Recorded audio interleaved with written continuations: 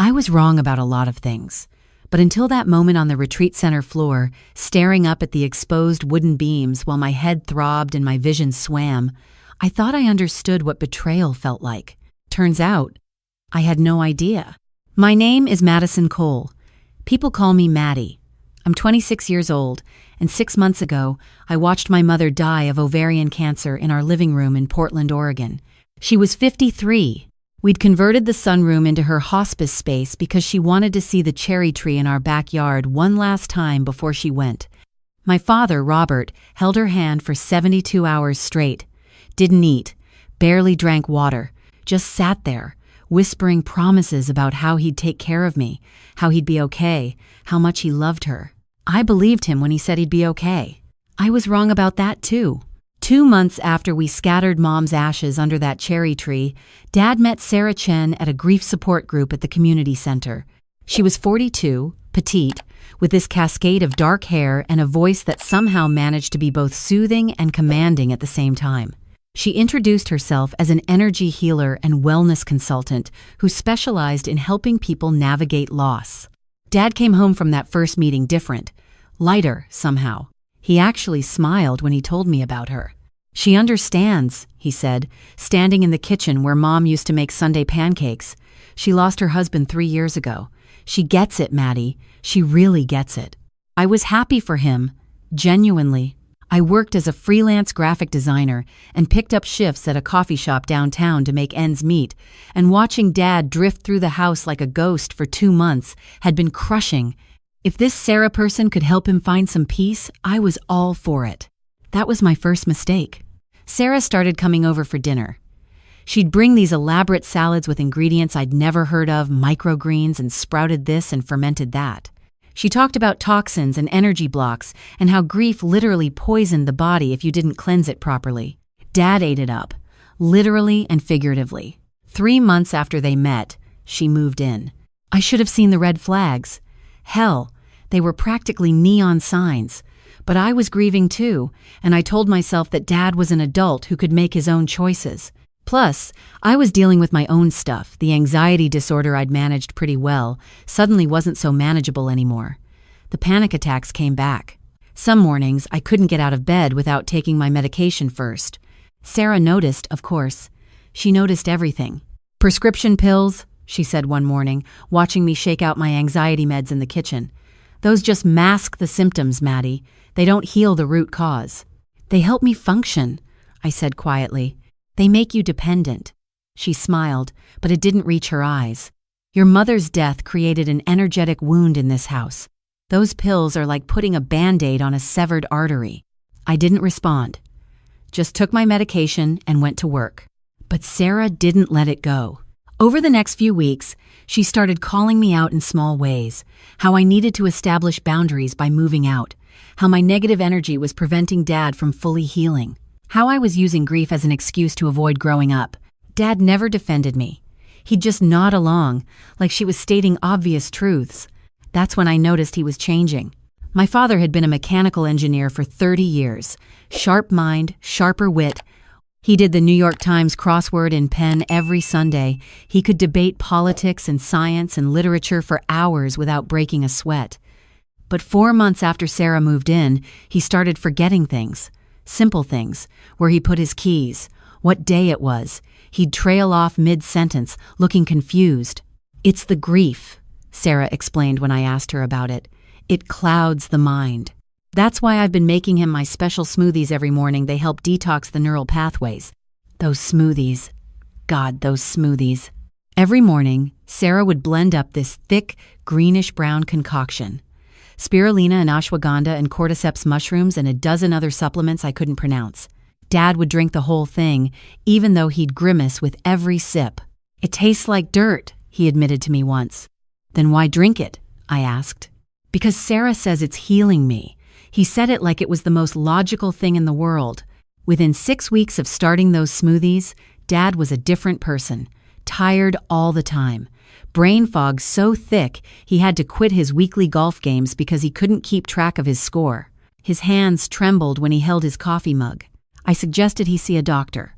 Sarah shut that down immediately. "Doctors just want to prescribe more pills, Robert." Big Pharma doesn't want you healed. They want you dependent. Trust the process. And he did. He trusted her completely. Meanwhile, Sarah was slowly taking over everything else. She convinced Dad to make her a signer on his bank accounts so she could help manage the finances while he focused on healing. She got him to quit the Engineering Alumni Association because his old colleagues were anchoring him to the past. She even talked him into going paperless on all his statements. Less clutter, more clarity, she said. I watched our family home transform into Sarah's wellness sanctuary. Crystals appeared on every surface. The smell of burning sage was constant. She hosted energy-clearing sessions with other women from her circles, and they'd chant and ring bells while I tried to work in my childhood bedroom. When I complained, Sarah pulled me aside.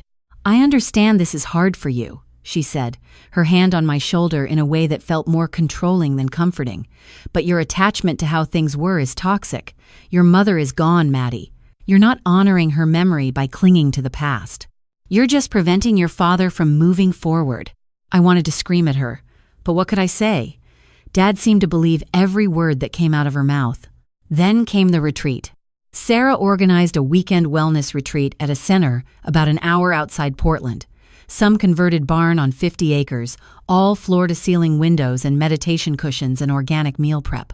She'd been planning it for weeks, talking about how it would be transformational for everyone who attended. She insisted I come. You need this, Maddie, she said. You're carrying so much resistance, so much blocked energy. This weekend could really help you let go. I didn't want to go, but Dad asked me to, and I couldn't say no to him. Even though he looked so tired these days, even though his hands shook when he reached for me, even though some part of me was screaming that something was very, very wrong. So I went. The retreat started on a Friday evening, 20 women in a circle, sharing their grief stories. Sarah led the session, moving around the circle like some kind of spiritual conductor, drawing out tears and confessions and raw, vulnerable truths. When it was my turn, I talked about my mother, about holding her hand when she died, about how the house felt empty without her, about how I was scared I was losing my father too, even though he was still alive. Sarah let me finish. Then she tilted her head, studying me with those dark, unreadable eyes. What I'm hearing, she said slowly, is a lot of control issues, a lot of fear around letting go. Maddie, grief is natural, but what you're describing isn't grief anymore, it's manipulation. I blinked. What? You're using your mother's memory to maintain control over your father. You're scared of becoming irrelevant in his life, so you're clinging to the past as a way to keep yourself centered in his present. The room was silent, 20 pairs of eyes on me. That's not I started, but Sarah cut me off. It's okay to admit it, she said gently. The first step to healing is acknowledging the pattern. You're afraid of being alone, so you've created this codependent dynamic where your father can't move forward without your permission. That's not true, I said, but my voice was shaking. Isn't it? Sarah moved closer. You still live in his house. You still control his emotional responses to me. You still act like you're the woman of the house, like you're filling your mother's role. That's not healthy, Maddie. That's parasitic. The other women nodded. Actually nodded, like she was making sense. I felt something crack inside my chest. The session ended shortly after. I went to my assigned room, a tiny space with a futon and a window overlooking the forest, and cried until I couldn't breathe. Then I took one of my anxiety pills and tried to sleep. But I couldn't stop thinking about what Sarah had said. Was she right? Was I manipulating Dad by staying close? Was I really that broken? The next morning, I woke up to Sarah knocking on my door. Group meditation in 10 minutes, she called through the door. Don't be late. I dragged myself out of bed and joined the circle in the main hall. We sat on cushions while Sarah led us through breathwork and visualization. My head pounded. I'd barely slept. After meditation came breakfast, more green smoothies and grain bowls and herbal tea. I forced down half a bowl and excused myself to the bathroom. That's when I overheard them. Sarah was in the hallway, talking to another woman in a low, urgent voice. Robert's almost ready, she was saying. Another month, maybe 2, and I'll have him transfer the house into my name. The retirement account's already been moved to the joint account. Once the house is secured, I can start the exit strategy. My blood went cold. What about the daughter? The other woman asked. She's not a problem. Sarah's voice was dismissive. She's too weak to fight back. Too guilty, too anxious, too desperate for her father's approval.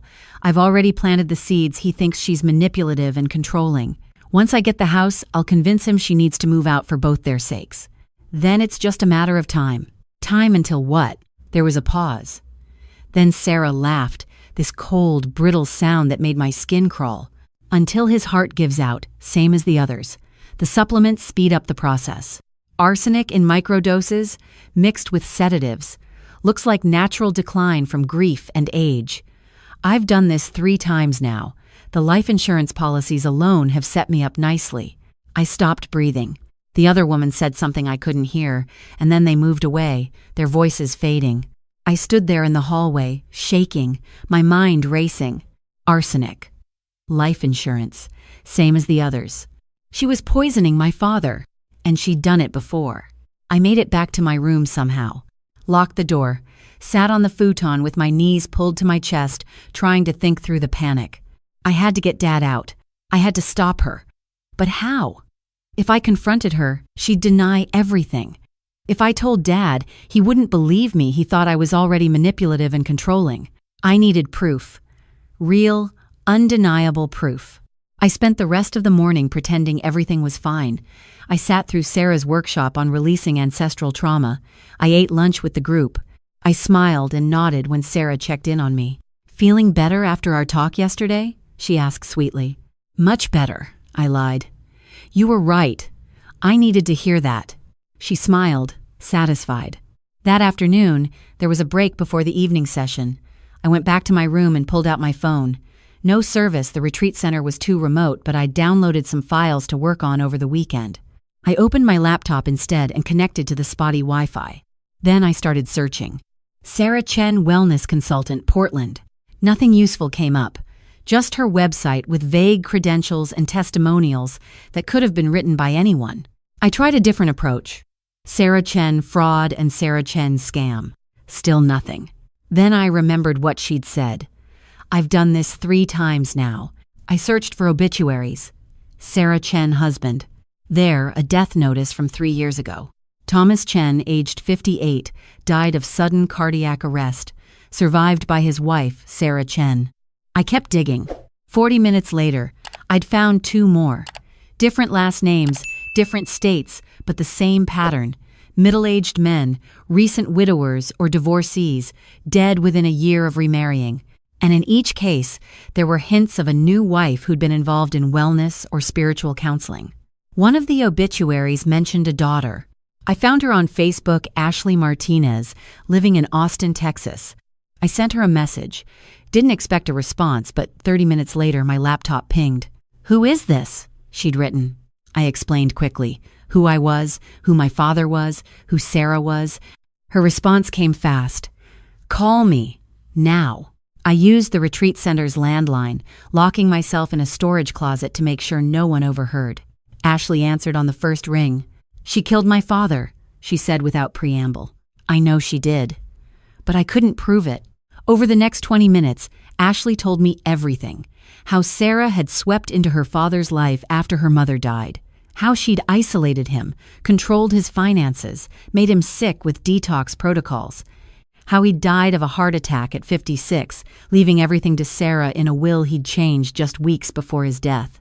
"I tried to fight it," Ashley said, her voice tight, but I had no proof. The autopsy showed heart disease.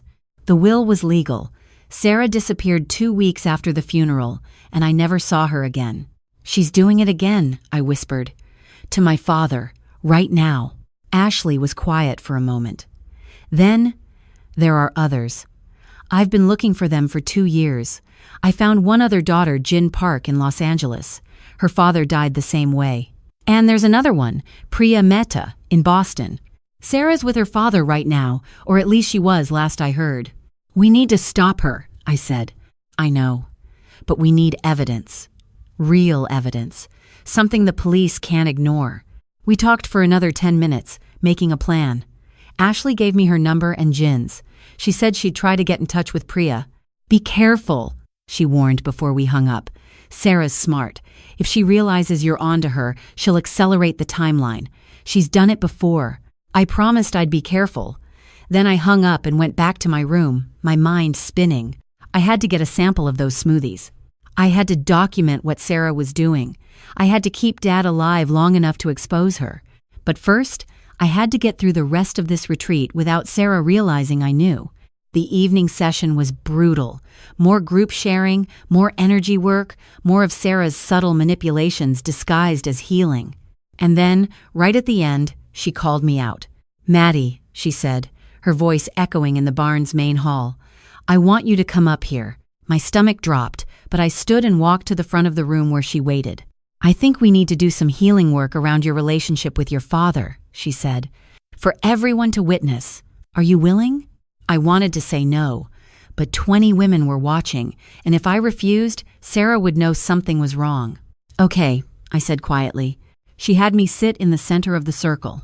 Then she stood behind me, her hands on my shoulders, and started talking about codependency and enmeshment and how I was energetically suffocating my father. The other women listened, rapt. "Your mother's death left a void," Sarah said, her fingers digging into my shoulders. "And instead of letting your father fill that void with new love, new purpose, you inserted yourself into it. You became the woman of the house. You tried to replace her." "That's not true," I said, but my voice was barely a whisper. "Isn't it?" Sarah's grip tightened. "You monitor his health. You question his decisions.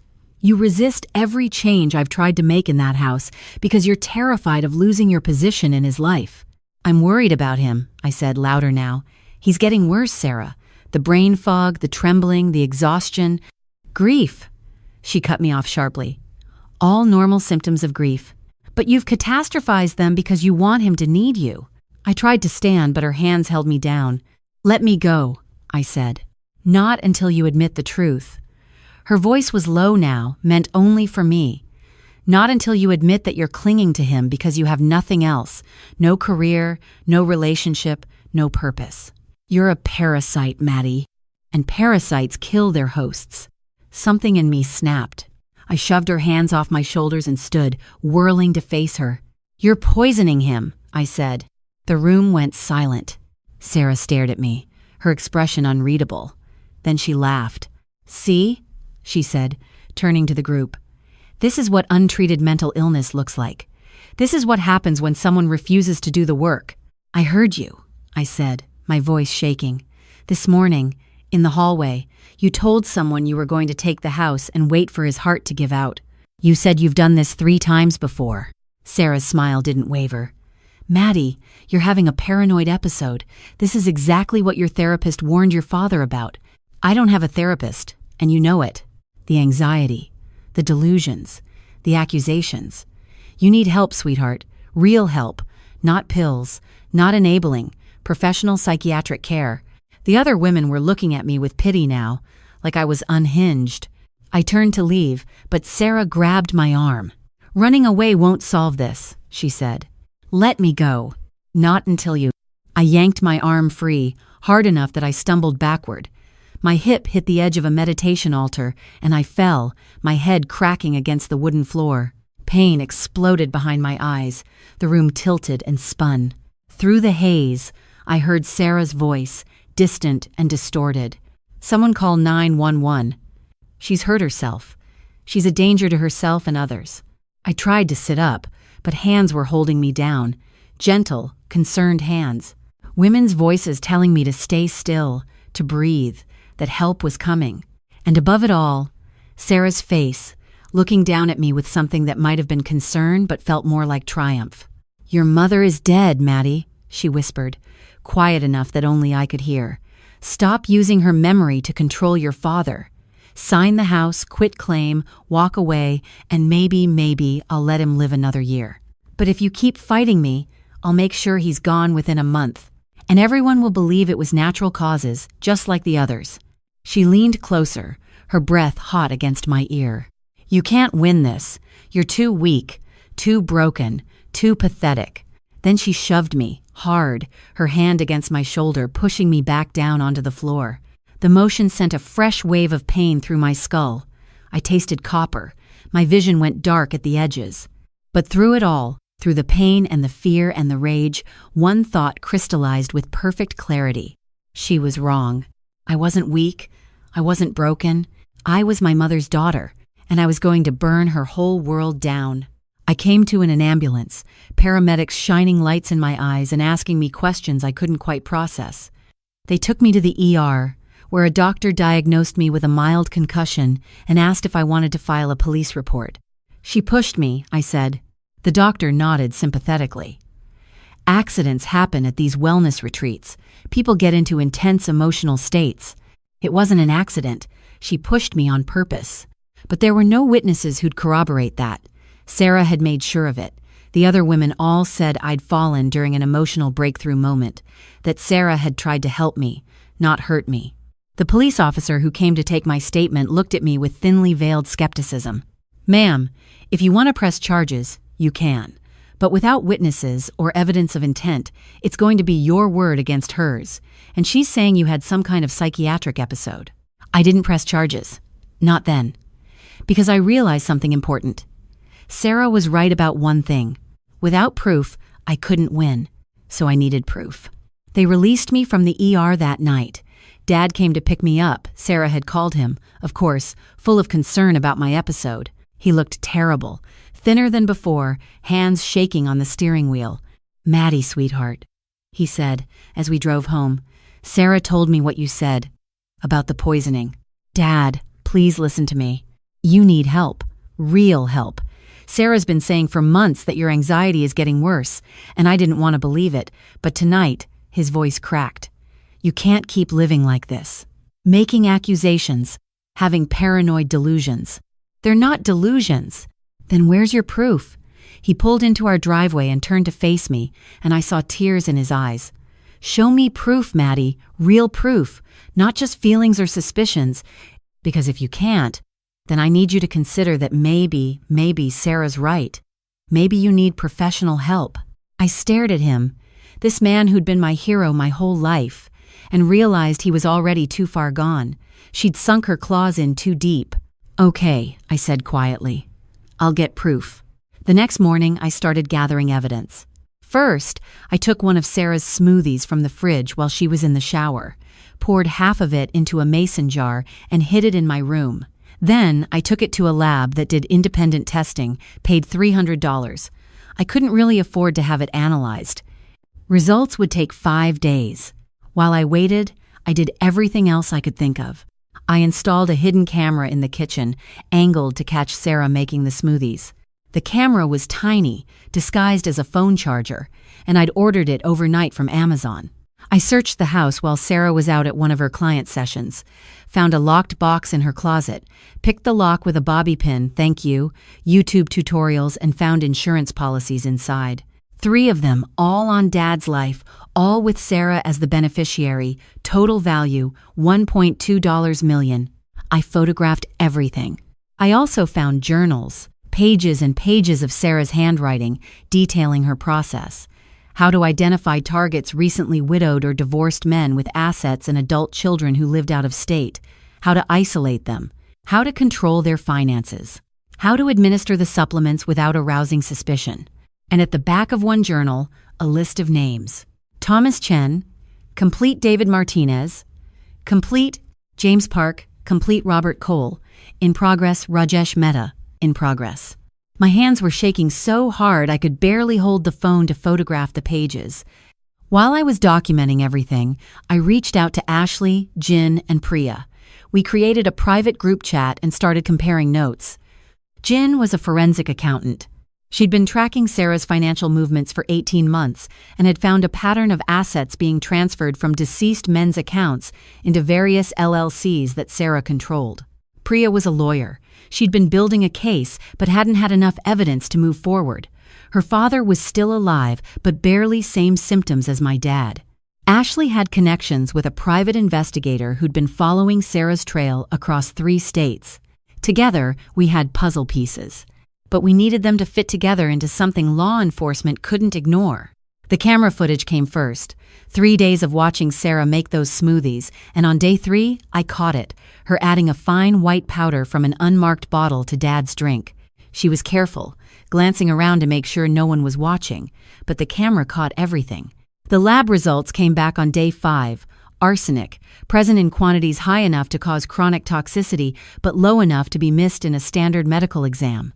Also found zolpidem and diazepam, both sedatives. I had her. But I needed one more thing, a confession.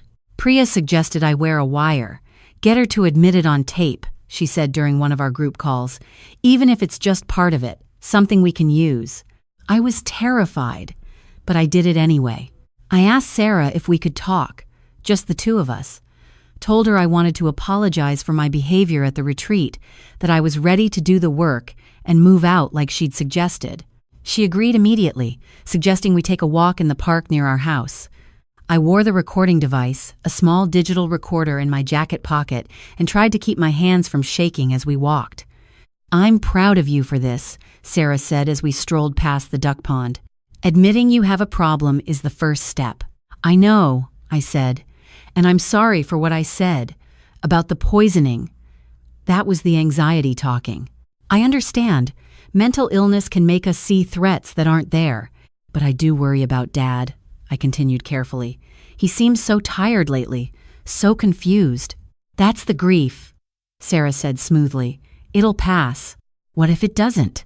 I stopped walking and turned to face her. "What if something happens to him? What if his heart gives out, like your last husband's did?" Something flickered in her eyes. "What are you talking about?" "Thomas Chen, your husband. He died of a heart attack 3 years ago. That's none of your business." "And David Martinez. And James Park. Both dead within a year of marrying you. Both from heart complications." I watched her face. "That's a lot of tragic coincidences." Sarah's expression went cold.